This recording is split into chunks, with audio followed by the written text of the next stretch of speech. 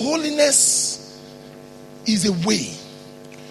Let me start by quickly saying this. I'm speaking on holiness today, not morals. I'm not speaking about living a moral life. But you can be morally sound and be unholy. But you cannot be holy and be morally unsound. Did you get that? You can be morally sound and be unholy, because holiness is the nature of God. I'm going somewhere. But it cannot be holy and be morally unsound, or be moral. And when I use the word immoral, people tend to think only of sexual immorality. There are other immoralities. That's why we have the word adjective sexual. There is sexual immorality and other things that are not morally sound. I mean, it's just a big word. It's just a big, massive word. This morning, I want to teach holiness from the scriptures. Number one, holiness is the nature of God. You know, I keep teaching natures, and people don't ever understand why I teach natures. Because if you don't understand some natures, you will just be wrong into other things. Holiness is not human nature. That's why it says that we partakers of His holiness. Be ye holy, for the Lord your God, He is holy. Now, the nature of man, human beings, is carnality. Romans chapter 7 tells us that, chapter 8. I like it. It says, in me there is no good thing. In fact, it says in, I think verse 14, it says, I am carnal.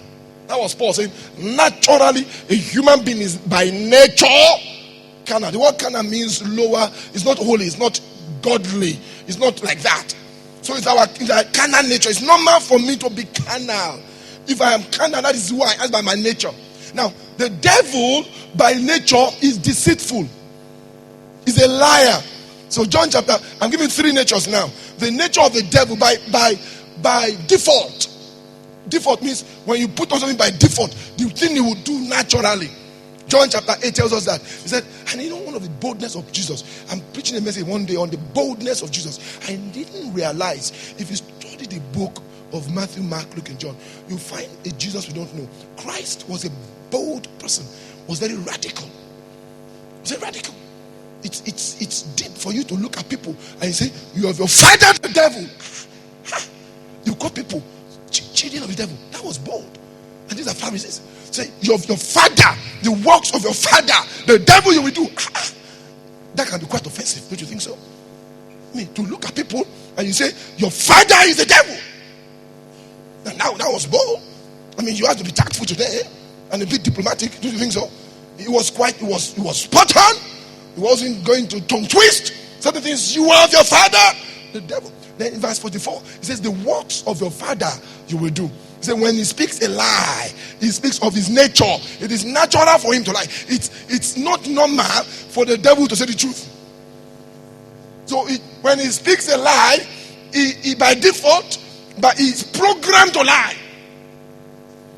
It's his nature. So why the guy cannot speak the truth? When he's trying to be truthful to you, he's lying. Even when he came to Adam and Eve and said, if you eat it, your eyes will be open, he was lying. Because the openness of the eyes was never the plan. It was a killing and the death of their nature with God. So he still ended up killing them. So if you think he's giving you something truthfully, no. There was a lie at the back of it.